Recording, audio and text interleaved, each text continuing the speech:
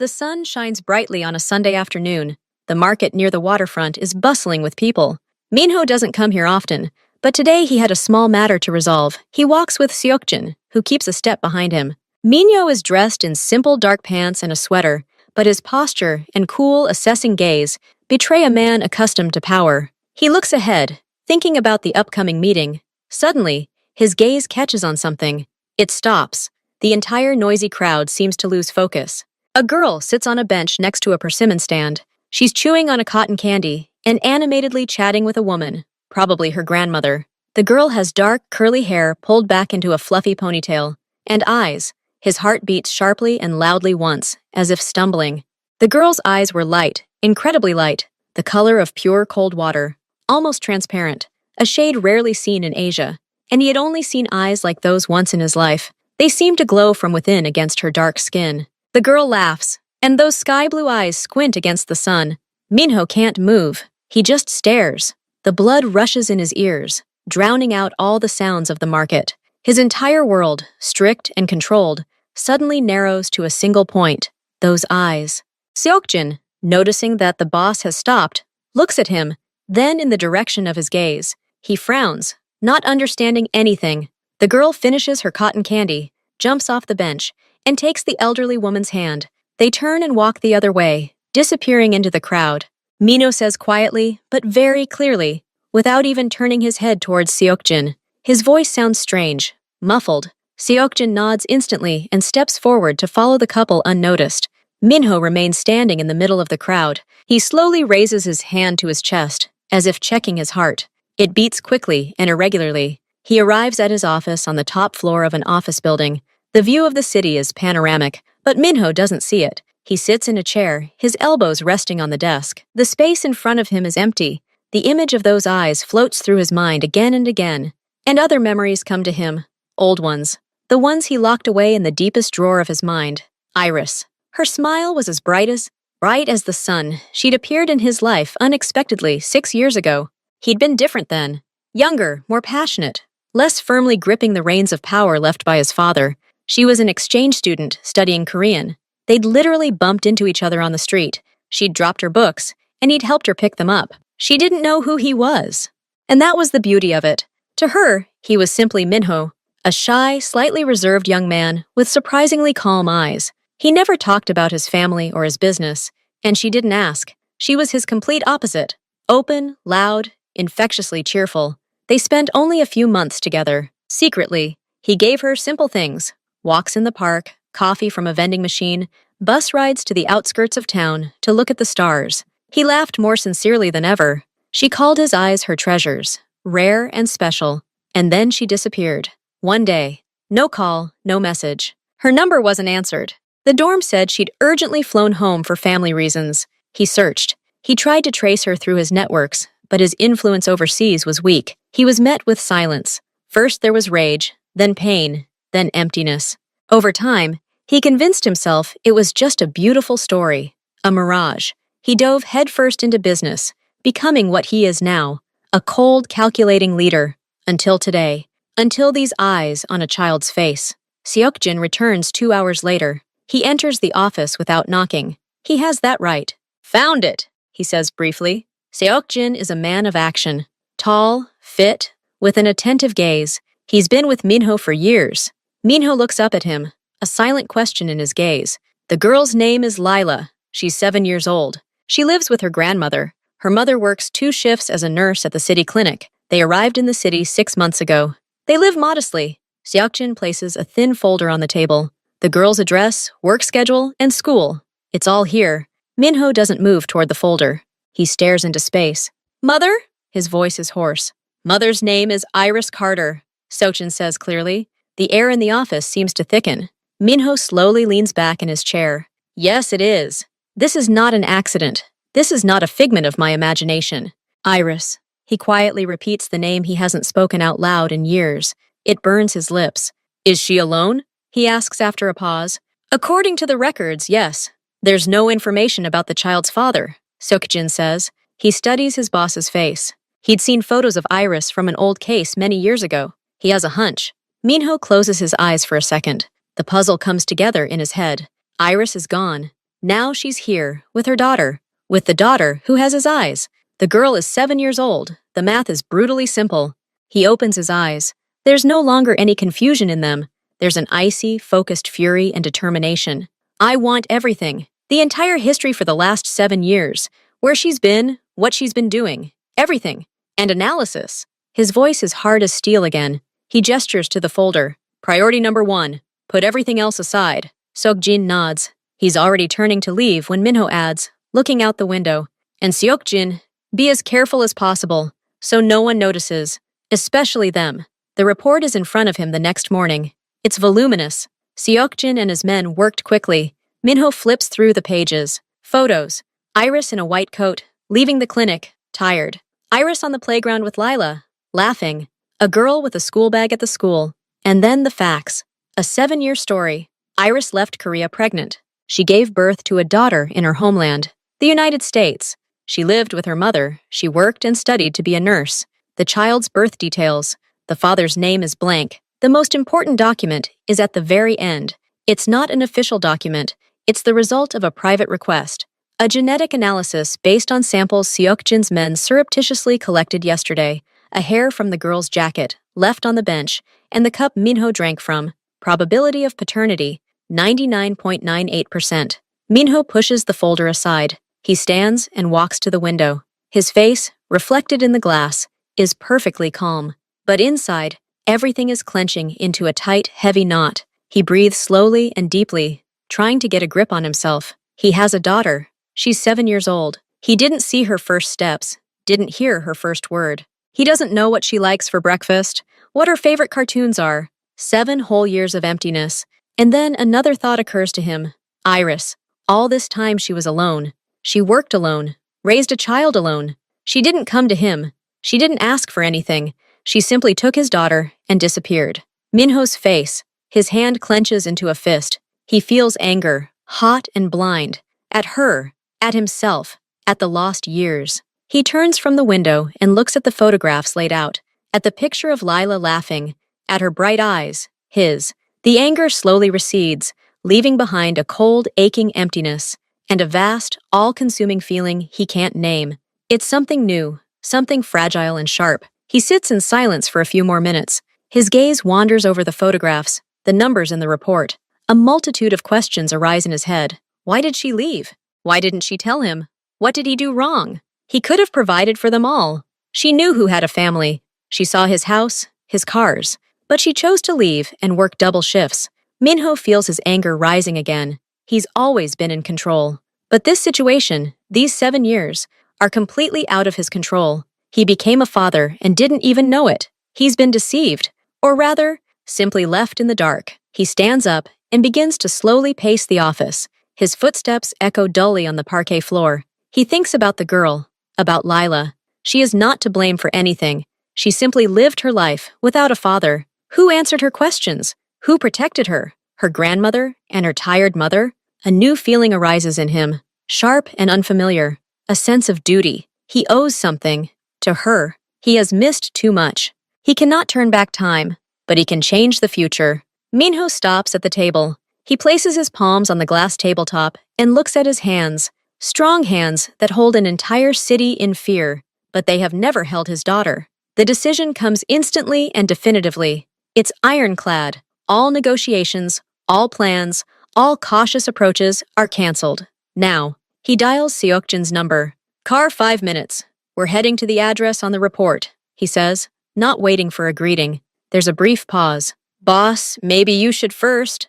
Right now, Minho interrupts. His tone brooks no argument. He hangs up. He won't wait. He won't send letters or lawyers. He won't give her time to prepare or to disappear again. He's slept for 7 years. He won't sleep another day. He grabs his jacket from the chair and puts it on. He glances in the mirror. Before him stands not a lovesick youth, but the head of an organization. Stern, impenetrable. That's exactly how he should be right now. He leaves the office, his steps quick and firm. The way back is cut off. The car, a black sedan without any identifying marks, glides smoothly through the streets, moving away from the center. Seokjin is at the wheel. Minho silently looks out the window. The luxurious neighborhoods give way to ordinary residential areas. Then the outskirts begin. The houses here are smaller, older, with more empty space between them. They turn onto a narrow street. Seokjin slows down, checking his GPS. Over there, the gray house with the green fence, he says quietly. Minho looks. A small one-story house, modest but well kept. 2 pots of flowers stand on the porch. A light can be seen through the thin curtain in the window. Minho's heart starts beating faster again. But this time it's not shock. It's anticipation. It's determination. 7 years of questions will end now. He will see her. He will see his daughter. The car stops at the curb in front of the house. Minho doesn't move immediately. He looks at the door.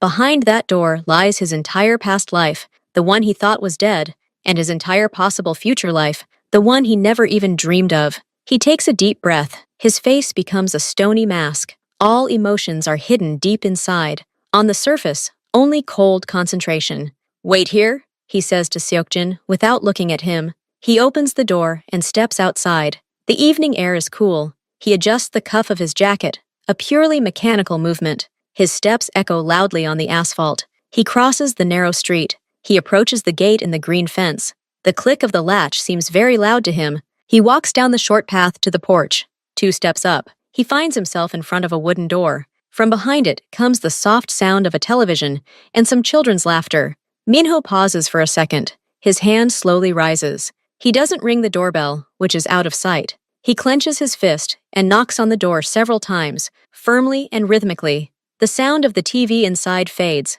Silence falls. Then cautious footsteps are heard, approaching the door. Minho straightens up, his gaze fixed on the crack in the door. Everything inside him freezes in anticipation. The door opens. The door doesn't open all the way, just the width of the chain. A woman's face appears through the crack. It's Iris, but not the Iris he remembered. Her features are sharper, more mature. Fine lines of fatigue have formed at the corners of her eyes. She's wearing simple sweatpants and a t-shirt. She holds a tea towel in her hand. She looks at him. At first, her gaze simply glides over the stranger on the threshold. Then it stops on his face. Her eyes widen. All the color slowly drains from her cheeks. Her face turns completely white, like paper. She doesn't breathe. Her fingers grip the edge of the door so tightly that her knuckles turn white. At first, there's emptiness in her eyes, complete incomprehension. Then, this incomprehension gives way to a wave of pure, undisguised horror. She recognized him. No, she whispers silently, only with her lips. It can't be. She tries to slam the door, but her movements are slow, as if she's in a dream. The chain prevents her from doing so. Minho stands still. He sees every nuance of her panic. It confirms everything. She's afraid of him. She's not happy to see him. Iris, he says, his voice low and muffled in the evening silence. Open the door. This is not a request. It is a quiet but iron command. A child's voice rings out from the depths of the house. Mom, who's there? Is that the postman? There's movement behind Iris. A small figure appears from behind her legs. Lila. She's peering out from behind her mother, hugging her leg. The girl looks directly at Minho. Her large, light sky blue eyes study the stranger with genuine, childish curiosity. There's no fear in them, just a question. Those eyes, so close, looking straight at him, leave Minho speechless. All his anger, all his resolve, melts for a moment. He sees himself reflected in them, and something of Iris, a shape, a cut. Iris turns sharply to her daughter, instinctively trying to shield her with her body. Lila, come into the kitchen, please, she says, her voice shaking even as she tries to steady it. But Lila doesn't leave. She keeps looking at Minho. Has she seen his photos? Does she sense something? Or is she simply attracted to the strange man at the door? Minho and the girl look at each other through the chain and through Iris's pale, frightened face. It's a quiet, heavy moment. His daughter is 2 steps away from him. She's alive, real. She has his eyes. Please go away, Iris whispers, looking at him pleadingly. Her eyes fill with tears. Go away now, Minho says calmly. His gaze switches from Lila to Iris. You can open the door, or I'll ask my assistant to help. The choice is yours. He doesn't want to scare the girl, but he won't leave. Iris bites her lip. She realizes he's not joking. She looks at him, then back at Lila. The struggle on her face lasts for a few seconds. Then, with a dull click, she unfastens the chain and steps back, allowing the door to open. They're in a small living room. Cozy but modest.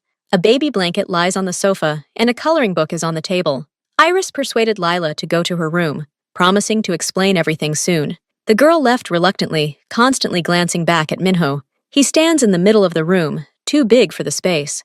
Iris stands against the wall, her arms crossed over her chest, as if defending herself. "How did you find us?" is the first question she asks. Her voice still trembles. "That doesn't matter," Minho replies. He doesn't take his eyes off her. "What matters is what I found. 7 years, Iris. 7 years." His voice rises on the last words, despite his best efforts to remain calm. He takes a step forward. "You were pregnant, and you just disappeared. Not a word. Not a single sign. I have a daughter, and I didn't even know it." Iris closes her eyes for a moment. When she opens them, there's a weariness in them that's older than her years. "I was afraid," she says quietly. Minho's voice is filled with bitter confusion. "Everything!" she blurts out. She releases her hands. "Your world, Minho. Your family. Your job. I wasn't blind. I saw the cars, the people following you. I heard you talking on the phone. I found out who you really are." She hugs herself again, as if she were cold. "I was alone, in a foreign country, pregnant with a mafia man. What was I supposed to do? Come to you and say, 'Here, I'm carrying your child. Now protect us'? You would have taken control of me, or your enemies would have found us. I saw the way you saw the world. There's no room for weakness. And a child is the greatest weakness. I decided we'd be safer away from all this. Far away." She speaks quickly, abruptly, and all these words seem to have been stored inside her for many years. Silence hangs in the room after her words. Minho looks at her, his rage boiling inside, hot and black. "You took everything from me," he says, each sound a struggle. "The first cry, the first tooth, the first day of school. You took away my right to know her. You took away her father. I gave her a chance at a normal life." Iris raises her voice, the old determination gleaming in her eyes. "Without fear, without security, without constant danger. I worked 2 jobs to give her everything. Have you asked me what I want?" His voice becomes a dangerous whisper. "Have I given you any reason to think I wouldn't want my child? That I wouldn't protect him?" He comes very close to her. She doesn't retreat, her chin raised. "You didn't give me a reason, Minho. You were the reason. Your world is a reason. I loved the guy you pretended to be with me, but the real you scared me, and it still scares me." These words hit home. He recoils as if struck. He sees the truth in her eyes. She truly was afraid. Afraid of him, his life, his essence. At that moment, the door to Lila's room quietly opened. Her face appeared through the crack. She heard their voices. She looked from her mother to the strange man. Her light eyes were wide with worry. That look, full of childish anxiety, cools Minho's ardor like a bucket of ice water. He turns away, runs a hand over his face. He shouldn't scream like that. He shouldn't see this. Lila slowly walks out of her room. She doesn't approach her mother, but remains standing in the middle, between them. She looks directly at Minho. The silence in the room becomes very loud. The girl picks at the hem of her blouse with her finger. Then she raises her clear, direct gaze to him. "Are you my dad?" she asks quietly, but clearly. The words hang in the air. Iris freezes, her hand reaching for her daughter but stopping. Minho stops breathing. He looks at this small, fragile girl, asking the most important question of her life. He sees himself in her. He sees Iris. He sees 7 years of emptiness. All his angry speeches, all his accusations, all his rage. All of it crumbles to dust before this simple question. He slowly drops to one knee to be level with her. He doesn't want to appear so big and intimidating. "Yes," he says. His voice sounds hoarse and unfamiliar to his own ears. "I'm your dad." Lila looks at him silently, processing this information. She doesn't smile. She doesn't cry. She simply studies him. "Why didn't you come earlier?" she asks the second question. Minho's throat tightens. He glances quickly at Iris. She's standing there, her hand over her mouth, tears welling in her eyes. I didn't know where you were," he tells Lila honestly. "But now I know. And I've come." There's an awkward pause. The noise from the street seems very distant.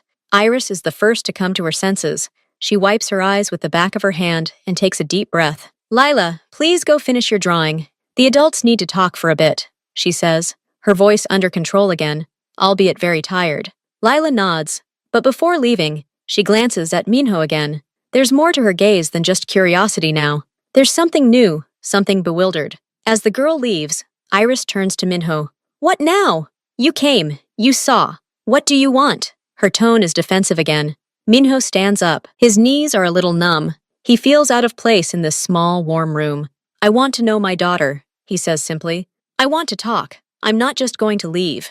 Iris looks at him for a long moment. Then, as if her strength was failing her, she sinks onto the sofa. Dinner's cooking in the kitchen. Just pasta, she says into the distance. If you're hungry, you can stay, just for a little while. This isn't an invitation.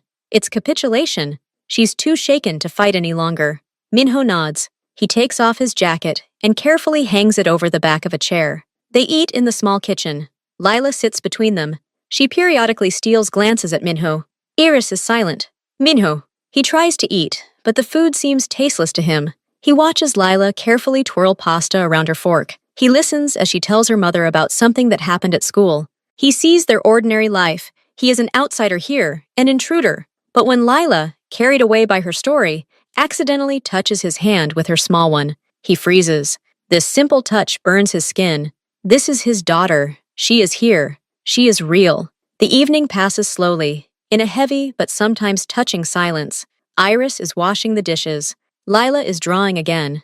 Minho sits in the living room and looks at her. He doesn't know what to say. He doesn't know how to be a father. When it gets completely dark, Minho realizes it's time to leave. He stands up. Iris immediately emerges from the kitchen, wary. Lila looks at him. Are you coming tomorrow? She asks. The question is simple, but it makes Minho's heart beat faster. He looks at Iris. She presses her lips together, but doesn't say no. If your mother allows it, he answers cautiously. I'd like to come. Lila glances at her mother, full of silent pleading. Iris closes her eyes for a second and nods. Just once. Barely.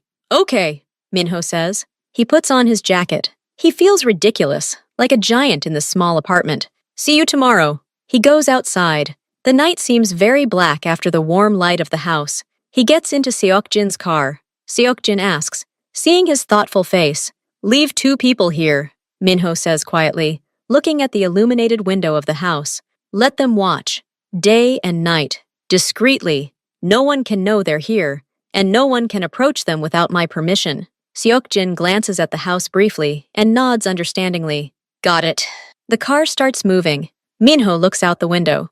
Images whirl in his head. Iris's white face, Lila's direct gaze, the small kitchen. He's no longer just Minho, the head of the organization. He's a father. This new sign changes everything. His every decision must now take into account the 2 people in that gray house.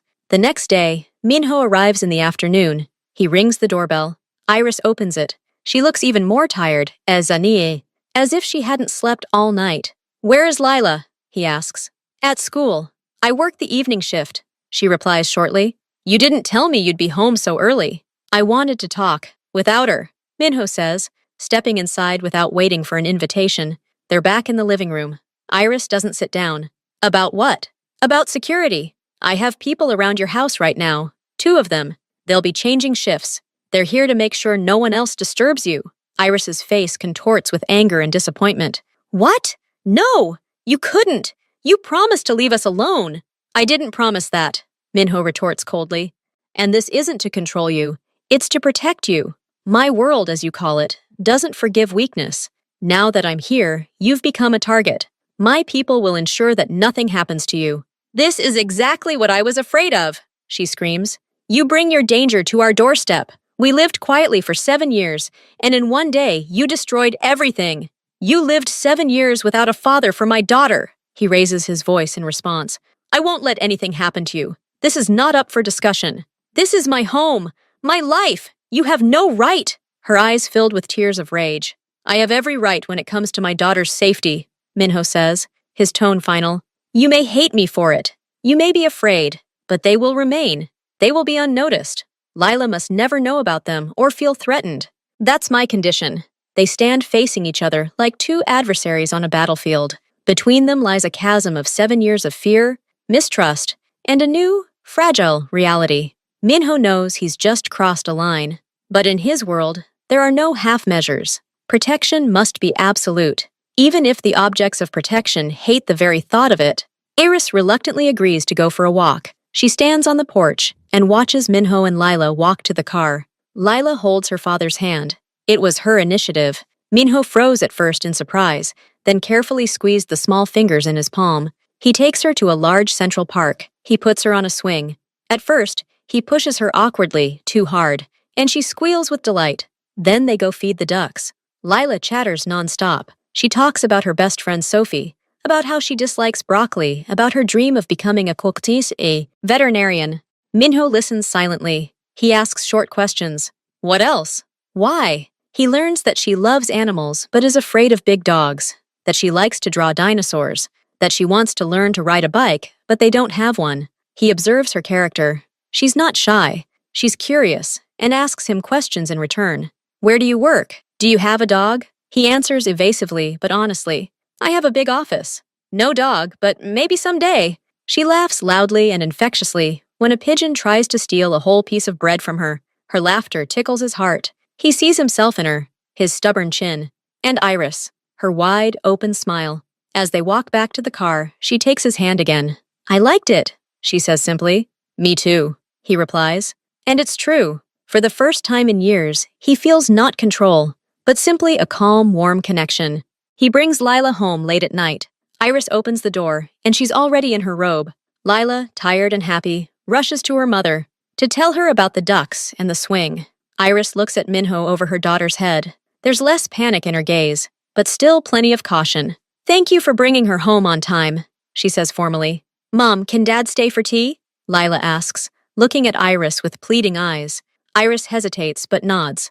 Okay, but not for long. It's time for you to go to bed. Lila goes to brush her teeth. Minho remains in the kitchen.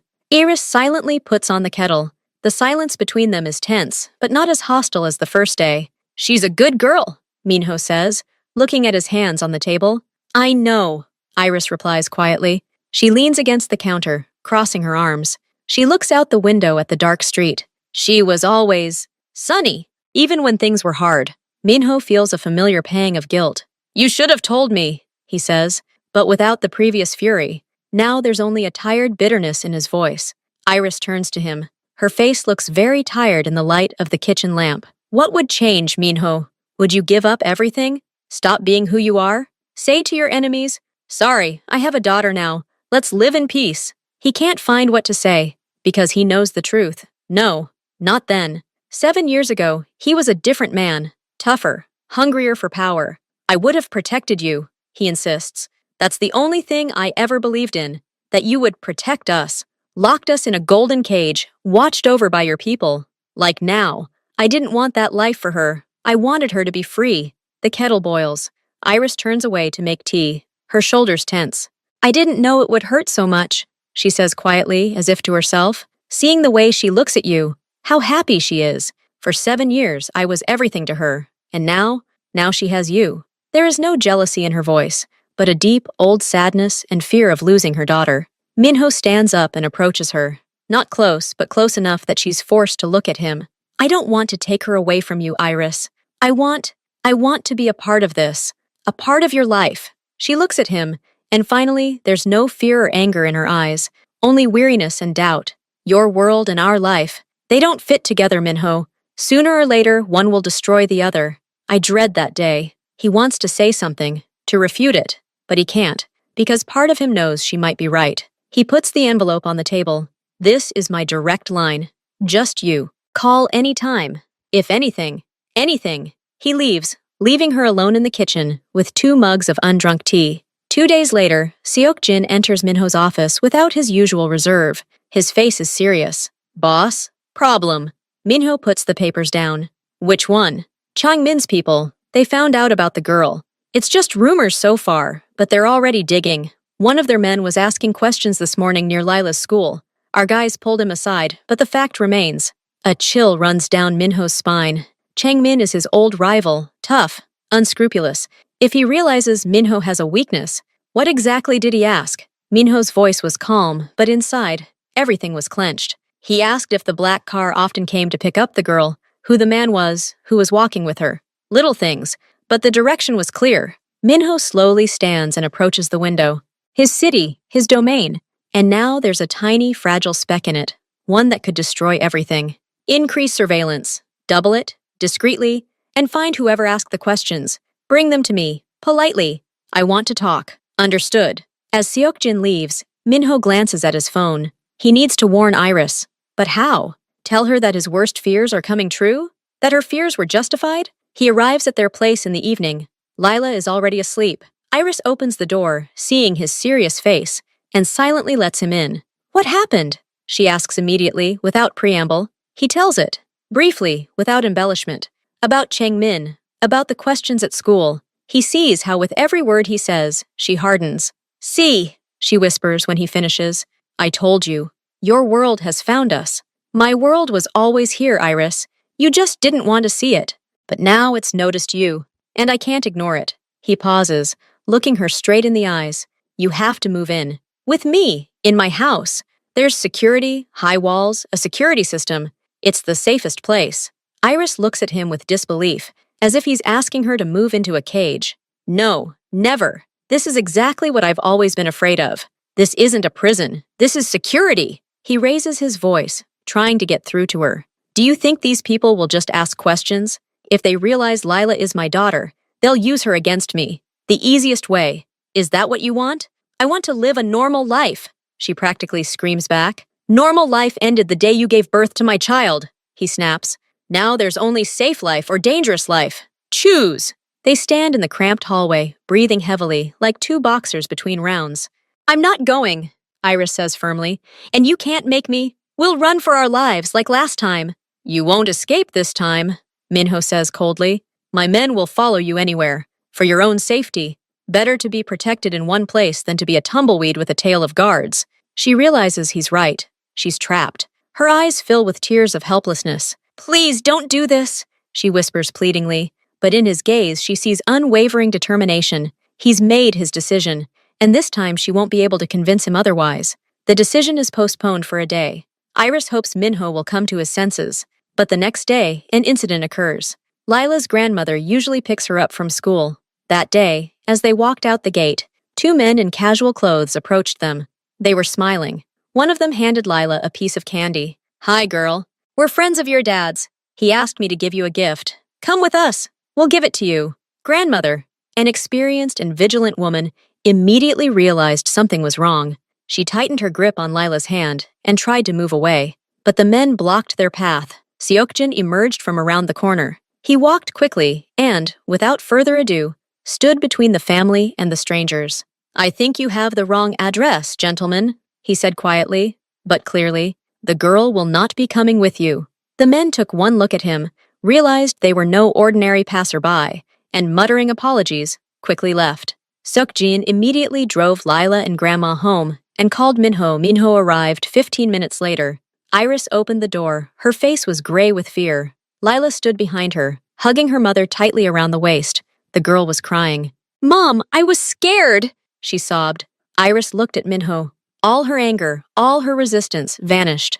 Only the pure animal fear of a mother whose child is in danger remained. They knew her name, Iris said quietly. They knew her name. Those words were the last straw. Minho walked over and crouched down in front of Lila. It's okay. You're safe. Those guys won't come again, he said firmly, looking her in the eyes. He looked up at Iris. Do you understand now? He asked without reproach. She nodded silently. Her shoulders slumped. She had lost. How temporary? She asked, barely audible. Until I sort this problem out. Until I'm 100% sure you're safe, he answered honestly. Iris closed her eyes, took a deep breath, and looked at her daughter again. Okay, we'll go, but only for a while. And Lila has to go to her school. And see her grandmother. Deal, Minho immediately agreed. He was willing to accept any terms, as long as they were safe. The move happens quickly. Minho has a large, modern house on a gated property. It's bright, spacious, and impersonal. Like a designer hotel, Lila is given a whole room. Minho, not knowing her tastes, ordered a neutral interior, light walls, a large bed, an empty closet. Iris silently brings in their things, a few boxes. At first, Lila is delighted by the size of the house and the spacious garden, but by evening, she becomes quiet and pensive. This isn't her home. It smells foreign. Iris is tense as a string. She walks through the house, studying it with the gaze of a jailer. She sees the cells, the guards at the gate, the high fence. Everything she feared has become reality. Minho tries to act like a host. He shows them around the house, telling them to make themselves at home. but it rings false, even in his own ears. A heavy silence hangs over dinner in the vast dining room. The clatter of cutlery seems impossibly loud. Lila picks at her food, barely eating. I don't like this room. It's too big, she finally says quietly.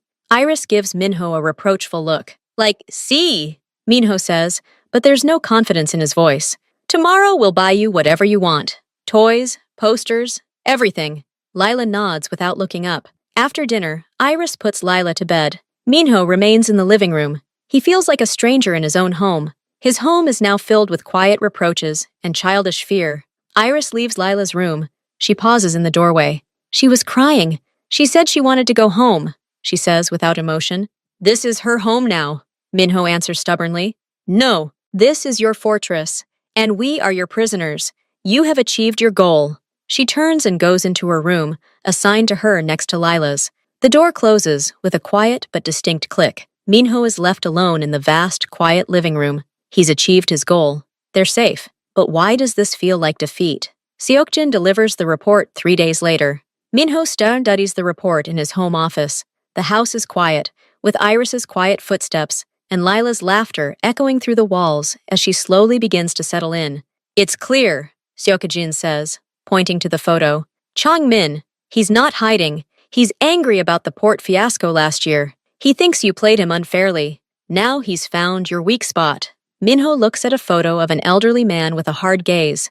Chang-min. Their rivalry lasted for years. A cold war for influence, for territory. Minho had almost forgotten about him, focusing on expanding his legitimate business. But the old wolf hadn't forgotten. He's acting brazenly. His people aren't professionals, Seokjin continues. That incident at the school was an attempt to intimidate you, a reconnaissance operation. He wants to understand how vulnerable you are. He realized it, Minho says grimly. We moved. It's a clear signal that family is my sore spot. He pushes the folder aside. Now the threat has a name and a face. It's both easier and harder. Easier because the enemy is known. Harder because Chang-min is no small-time extortionist. He's stubborn, angry, and resourceful. Minho doesn't sleep that night. He sits in the darkened office, looking out the window at the illuminated garden. His decisions used to be simple. Threat? Eliminate. Competitor? Weaken or absorb. He acted quickly, harshly, without hesitation. Now everything is different. Any move he makes will reflect on Iris and Lila. A direct attack on Chang-min will trigger a war, and they'll find themselves at the epicenter. Escape? They've already fled. To his own house, and it didn't help. There's a third path, the one he's been trying to pursue lately. Legitimate business, a clean reputation, but Chang-min plays by the old dirty rules. He won't enter into business negotiations, knowing Minho's weakness. Minho stands up. His shadow falls on the wall. He makes a decision. He must deal with Chang-min, once and for all, but not using the old methods. He must bring him to light, neutralize him, using his own insolence against him. He must protect his family without stooping to the level of the enemy, because he is a father now, and he must set an example. In the morning, he calls Seokjin and his most trusted lawyers. Lila is slowly getting used to the house. She's found a library with tall windows, and now likes to sit on the windowsill there. That's where Minho finds her after dinner. She's drawing.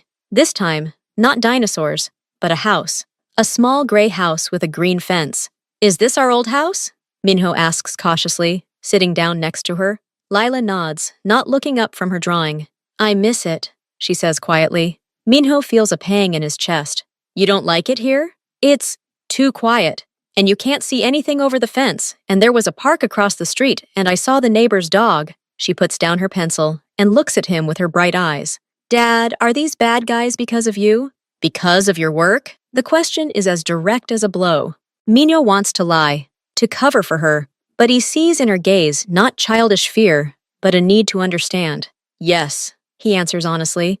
Because of my old job, I had disagreements with some people.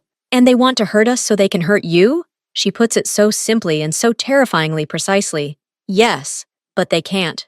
I won't let them. Lila looks at the drawing. Mom's scared. She thinks I don't see, but I do. She hardly smiles anymore. Minho doesn't know what to say. He places his hand on her small one. I promise you, Lila, I'll make it all right. Those people won't bother us anymore, and your mother will smile again. I'll do everything in my power. She looks at him, searching his face as if searching for the truth. Then she nods. Okay, I believe you. These simple words are more valuable to him than any oath of allegiance from his people. 4 people gathered in the office: Minho, Seokjin, and 2 lawyers, Mr. Kim and Miss Joan. They were studying the file on Chong Min. He's cunning. What greed is his Achilles heel, says Miss Chong, pointing to the financial flowcharts. That's his weak spot. Semi-critical deals with shipping companies. He likes cash and avoids banks. There's a lot of irregularities here. Can we set him up legally? Minho asks. Not set him up. Give him an opportunity to make a mistake, Mr. Kim corrects. Create a decoy, a highly profitable but urgent deal that requires a large cash flow. His greed will force him to act quickly without due diligence. We'll make sure the authorities take notice. The plan is complex and multi-step. They need to create a shell company, contact Chan Ming's trusted confidant, and entice him to join. Everything must appear completely legal and natural. The risk, says Seokjin, is that he might suspect a trap, or he might decide to take a simpler approach by putting direct pressure on you. So I have to be visible, Minho says. I have to act normal, go to meetings, be available. He has to see me and think I'm unaware, that I'm busy with other things. He looks at the plan. It's a game of chess, where the pieces are people, companies, money, and the safety of his family is at stake. He can no longer afford to lose. The bait is laid 2 weeks later. Through a series of intermediaries, Chang Min receives an offer he can't refuse, a contract to transport expensive electronics with minimal customs checks for a huge cash kickback. Everything looks slick, but the profit is too high. Minho is playing his part. He appears at public events, gives interviews about expanding his legitimate business, and appears to be fully immersed in legitimate entrepreneurship. He even mentions in one interview that old disputes are a thing of the past. He knows his every word reaches Chang Min, and Minho's apparent relaxation should lull the old man's vigilance. The key meeting regarding the deal is scheduled for neutral territory, a conference room in a business center in the downtown area.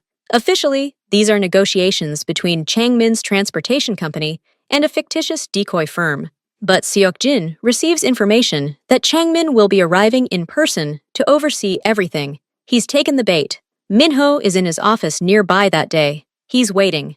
That's the hardest part. Doing nothing, just waiting for the enemy to enter the trap. Everything happens quickly. At the appointed time, Chang Ming's men appear in the conference room with a suitcase of cash. They are met by a representative of the partner company. The final negotiations begin. At this point, people enter the room, but they aren't competitors. They're financial police and tax officials. They're led by Ms. Chong, carrying a folder of documents. The reason for the investigation is receipt of information about possible financial irregularities and money laundering. The search begins. They confiscate a suitcase full of cash, documents, and phones. Everything is legal. Everything is according to the rules. Chang Min, who was in the next room, bursts into the hall in a rage. He shouts, threatens, and demands that his men be released. He is filmed. His words are recorded. Minho watches this through a hidden feed set up by Seokjin. He sees Chan Min's face, red with rage, turn to the camera, as if sensing his gaze. "It's you!" the old man screams. "This is your doing!" Minho has no connection to this deal, just a purely random investigation. The legal machinery is slowly starting to creak. This isn't the end for Chan Min, but it will mean enormous problems. Frozen accounts, investigations, trials. He won't have the time, resources, or desire to think about revenge on Minho. He'll be saving himself. The fight is over. Minho won without landing a single blow. He used the law as a weapon. But Chang Ming is an old beast. Before he was taken away, he managed to give a quiet order to one of his trusted men who had just escaped. Revenge must be swift and personal. As Minho walks from his office to his car one evening, he's attacked. Unexpectedly, violently. It's not a staged brawl, but a real street fight. His security guards react instantly, but one of the attackers manages to stab him with a shank. A sharp, burning sensation spreads down Minho's side. He falls to one knee, but his men are already surrounding him, neutralizing the attackers. There's noise, shouts, and the sirens of approaching police. "Boss!" Seokjin leans over him, his face contorted with worry. "Home," Minho says through clenched teeth. "Just not to the hospital. Home, with my own doctor, and quietly." He doesn't want to scare Leela. He doesn't want Iris to find out that his plan had a price. He's brought home through the Fiyu service entrance. His personal doctor, Seokjin's man, is already waiting. The wound isn't life-threatening, but it's deep and painful, requiring stitches. Minho gritted his teeth as the doctor worked. The door to his room quietly opens. Iris stands in the doorway. Seeing Minho's pale face, the blood on the sheets, and the doctor, she freezes. Horror momentarily contorts her features, but she quickly regains her composure. "What happened?" she asks quietly. "An accident," Minho croaks. She looks at him, and he sees understanding in her eyes.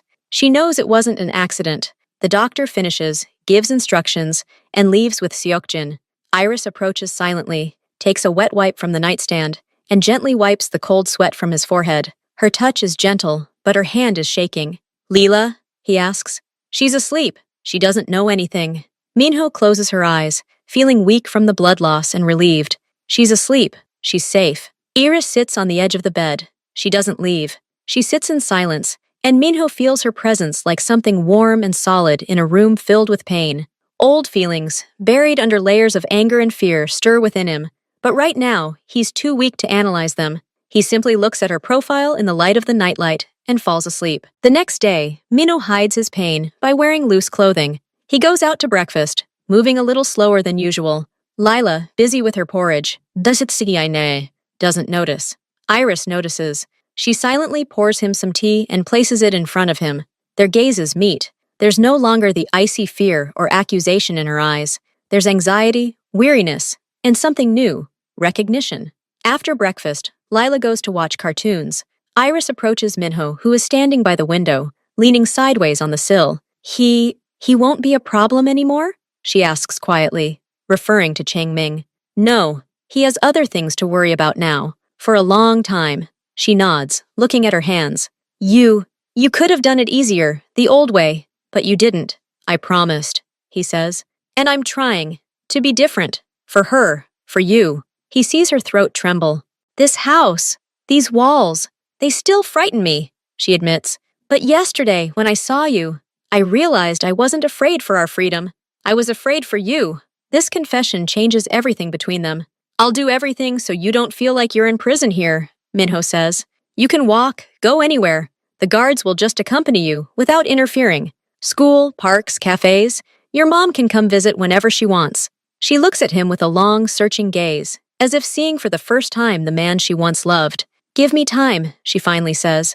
"This will all happen, very quickly." "We have time," he replies. "We have all the time in the world now." For the first time in weeks, he sees the corners of her lips twitch in the semblance of a weak, tired, but real smile. It's not trust yet, but the seed has been sown, and that's enough for now. The idea comes one Saturday morning. Sunlight floods the dining room.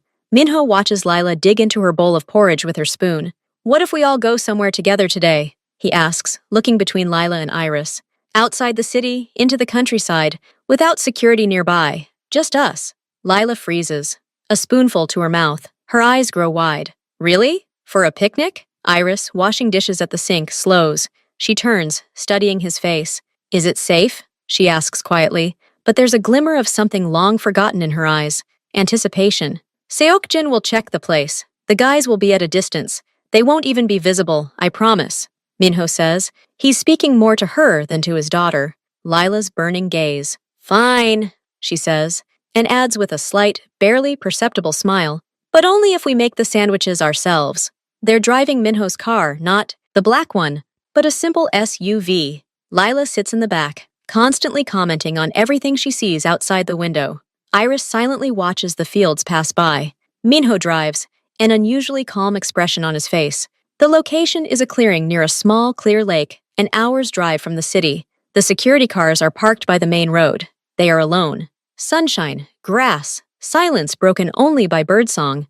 They spread out a blanket. Lila immediately takes off her sandals and runs to the water, carefully wading in ankle-deep. Iris shouts at her, "Careful!" But there's no panic in her voice, only simple maternal concern. The day flows slowly and simply. They eat sandwiches. Minho tries to teach Lila to throw flat stones in the water like a pancake, but he's barely able to do it himself, and they both burst into laughter. Iris sits on the blanket and watches them, and the tension gradually leaves her shoulders. She even dozes off briefly in the sun, and Minho covers her with a light jacket. Nothing special happens. They don't talk about anything important. They simply exist in the same space and time. Lila picks wildflowers and gives her mother a bouquet. Minho gets water from the car, and their fingers accidentally touch. He sees Iris not pulling her hand away. As the sun sets, they pack silently. Lila falls asleep in the back seat almost immediately, smiling in her sleep. There's silence in the car, but it's not awkward, it's peaceful. Iris looks out the window at the darkening fields. "Thank you," she says quietly, without turning her head. "It was a good day." "Yes," Minho agrees. "Very." This day becomes an anchor, proof that simple happiness between them is possible. Several days pass. Minho's wound is healing. Iris sometimes comes into his office in the evenings to ask about Lila or his daily life. Their conversations have become longer, calmer. One such evening, as they're discussing transferring Lila to a school closer to home, the conversation trails off. Minho glances at Iris. She's standing by the bookcase, leafing through a book, the light from the desk lamp softly falling on her face. "I never forgot you," he says suddenly. The words spill out, unplanned. "All these years. You just lived here." He puts his hand to his chest. Iris slowly closes the book and places it on the shelf. She doesn't look at him. "Minho, I'm not saying this to pressure you, or to justify my anger. I just want you to know that for me, this wasn't a fleeting affair. And now I look at you, and all those feelings are still there. They were just waiting." She turns to him, her face serious. "We've changed, Minho. I'm not that naive college girl. You're not that mysterious boy I fell in love with. We're Lila's parents, and there are 7 years of pain and mistrust between us." "I know," he says. He moves closer, but doesn't touch her. "I'm not asking to erase the past. I'm asking for a chance to start over. Not like then, like now. As adults who love their daughter and who might still feel something for each other." He sees fear and hope warring in her eyes, an old wound and a new, fragile opportunity. "This chance, it scares me more than your enemies," she admits honestly. Iris avoids being alone with him for the next couple of days. She's focused on Lila and settling into their new home. She started working remotely, helping with translations at a clinic, and it's giving her back a sense of independence. But one night, Minho finds her in the kitchen. She's sitting at the table with a cup of cold tea, staring out the dark window. "Can't sleep?" he asks quietly. She flinches, but doesn't turn around. "I'm thinking." He pours himself some water and sits down opposite her. Waits. "I want to believe you," she begins, just as quietly. "I see how hard you're trying, how your home has changed, your routine.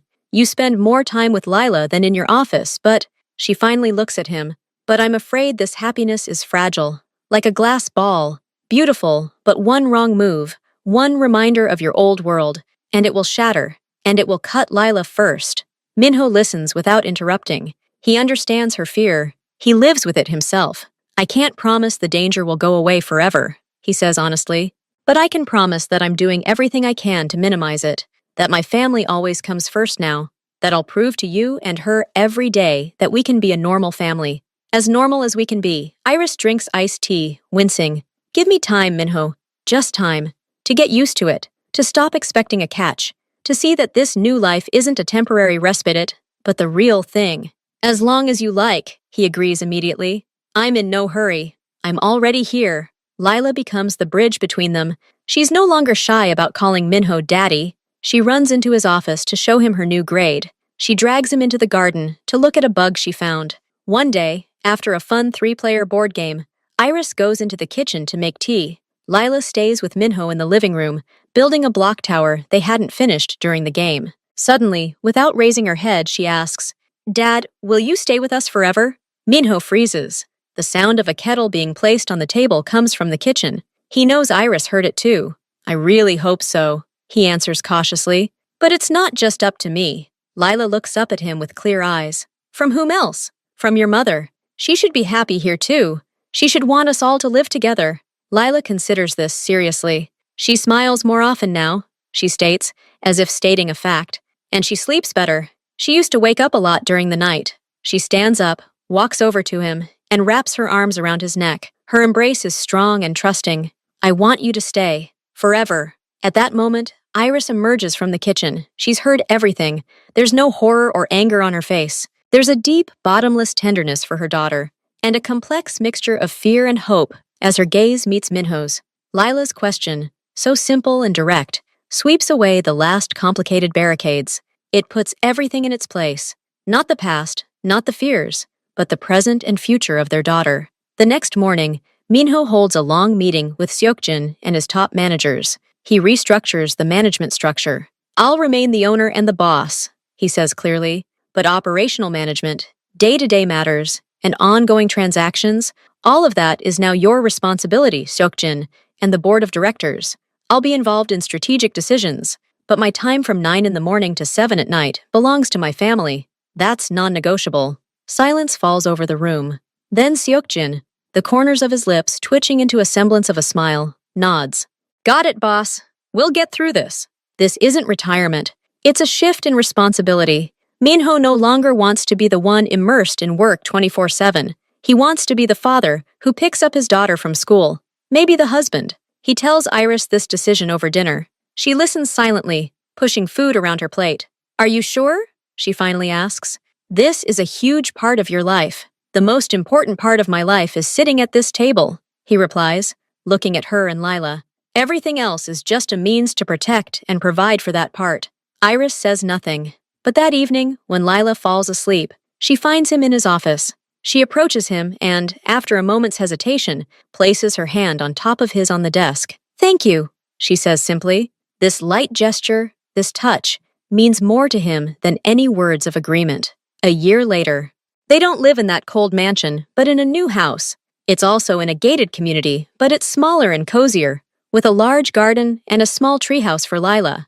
Iris chose the wallpaper and furniture herself. The morning begins with breakfast together. Minho often makes scrambled eggs because Lila claims he's the best at it. Then he drives her to school, a regular, good school, not far from home.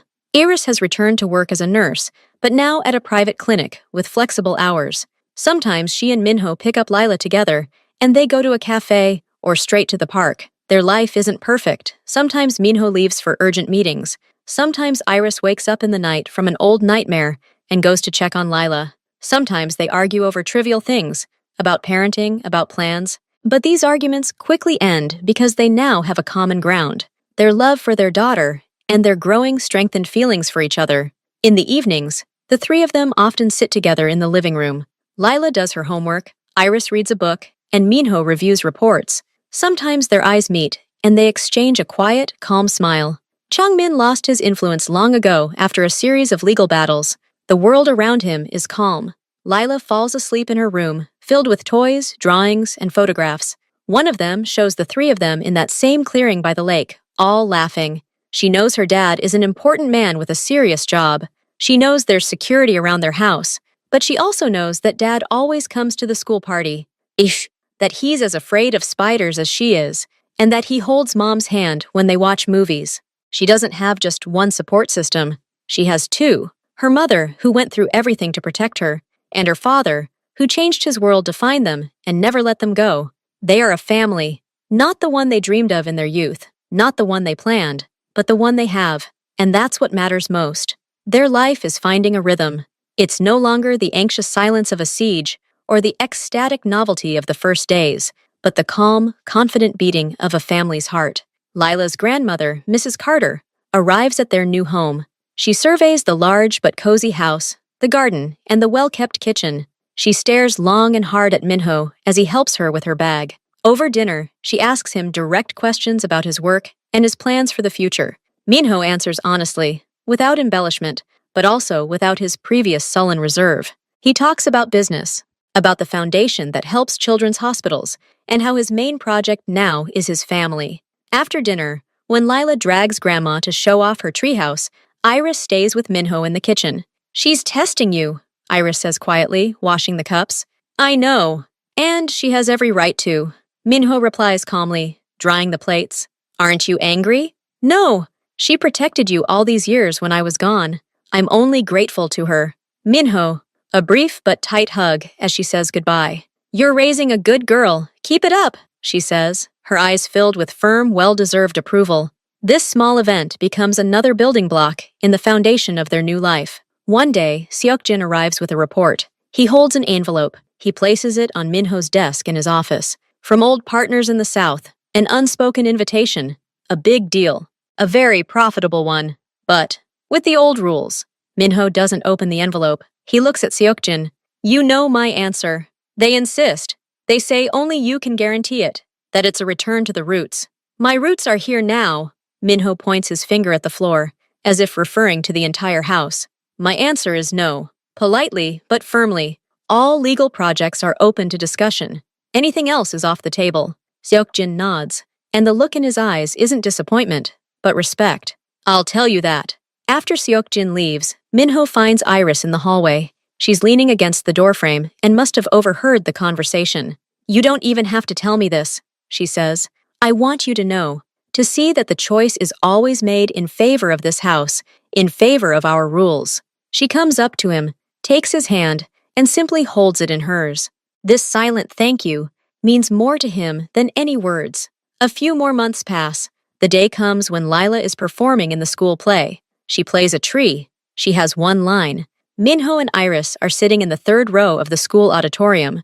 Minho is filming everything on his phone, although his hands are shaking slightly. As Lila utters her single line, loud and clear, he catches Iris's eye. She looks at him, and her eyes shine with happiness and love, no longer holding a trace of fear. In that moment, he understands. They have reached the point of no return, but in a good way. There is no turning back, because he doesn't want to go back. That evening, after putting Lila to bed, they sit on the terrace. The night is warm and quiet. I want to ask you one question, Iris says, looking at the stars. Are you happy? Really? Not because you've achieved anything, but just because. Minho pauses. He remembers his old office, the power, the fear it inspired, the cold emptiness that awaited him at home. Yes, he answers without a shadow of a doubt. I've never been happier. This is a different kind of happiness. Quiet, solid, like the ground beneath my feet. She turns to him. Me too. I've stopped waiting for everything to fall apart. I'm just living and enjoying every day. He puts his arm around her shoulders, and she snuggles into him, resting her head on his shoulder. They are silent. They no longer need words. Everything important has already been said. Everything important has already been lived. All that remains is to continue moving forward. Together, 6 months pass. Their life takes on a solid, familiar shape. Every Saturday morning, Minho and Lila go to a nearby cafe. It's their ritual. He orders an espresso, she orders a cocoa with marshmallows. She tells him about school, about her friends, sometimes just silently doodling in a notebook, while he scrolls through the news on his tablet. They may not speak, but this time is sacred and unbreakable. One day, when Lila went to the restroom, the bartender, who already knew them by sight, smiled. You have a good team, Mr. Kim. Minho simply nodded, but something warm and calm inside responded. Yes, the best. Iris is gradually returning to herself, the cheerful, open girl she was before fear paralyzed her for years. She's signed up for yoga classes and sometimes goes to the movies with her friends from the clinic. One evening, Minho, staying late at a board meeting, returned home and heard loud laughter coming from the living room. He peeked in. Iris and Lila, wrapped in the same blanket, were watching an old comedy and laughing until they cried. He leaned against the doorframe and watched them, and realized that this was the most valuable asset he'd ever had. Sometimes Seokjin comes over. He's no longer just an assistant, he's become a family friend. He brings Lila little souvenirs from their trips and might stay for dinner. He notices the change in Minho and acknowledges it with silent respect. Once, when they were alone in the office, Seokjin said, They've changed you, boss. For the better. Minho replied, They've brought me back to myself. The past hasn't disappeared. It lives quietly in the safe confines of memory. Occasionally, Minho wakes at night from an old nightmare, a feeling of emptiness, of loss. But now he turns over and sees Iris sleeping, hears Lila's even breathing from the nursery, and places his hand on the wall of their house, and the past recedes, dissolving into the solid reality of the present. Lila's teenage years lie ahead, along with potential difficulties in simply life itself, with all its ups and downs. But now they have an unshakable foundation, a love that grew from the ashes of fear, and a home built not on fear, but on trust. They are a family, and that's enough for any future. Another year has passed. New habits, new traces of life have appeared in their home. On the refrigerator, next to the children's drawings of dinosaurs, now hangs a calendar with Iris's notes on shifts at the clinic and Minho's business meetings. They've learned to balance On Sundays, they often have breakfast together in the kitchen, and it's noisy, cheerful, and crumbs are everywhere. Minho still isn't very good at making pancakes, but Lila insists his are the best, simply because they're dad's. Iris laughs at this slight ineptitude, and he no longer winces, but smiles in response. One evening, Lila, getting ready for bed, brought her diary into the living room. It was an assignment. Write about her family. She read aloud, "I have a mom who is the kindest and strongest, and a dad who is the most reliable. We're like a team. Sometimes we argue, but then we make up because we have each other." Iris looked at Minho, and tears welled up in her eyes, but they were tears of quiet, absolute joy. Minho simply hugged them both, holding them close. No income reports could compare to that simple, childish line. Now, when Minho returned home, the first thing he heard wasn't silence, but voices, music, the sound of life. He took off his jacket and went not to the office, but to the living room where he was awaited. Sometimes the whole family played board games, and Minho, to everyone's delight, would lose with comical seriousness to a 7-year-old girl. They didn't make grand plans. Their future was built on small, solid days like these, on morning cups of coffee stolen from each other, on watching stupid TV shows together, on quiet conversations in the dark after Lila had already fallen asleep. They no longer ran from the past or feared the future. They simply lived in the present. And this present, this simple, genuine happiness, was enough for them for the rest of their lives.